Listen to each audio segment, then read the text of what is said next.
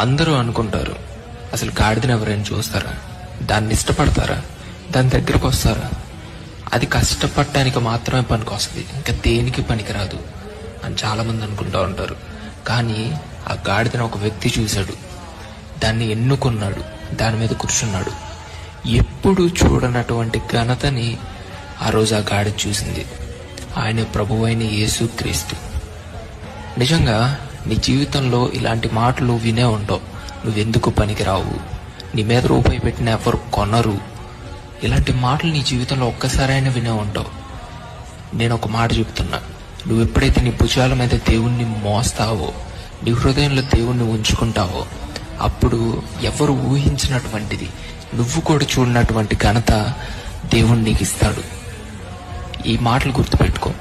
పెంట కుప్పలో నుంచి దీనులను కూడా ఆయన పైకి లేవనెత్తగలడు.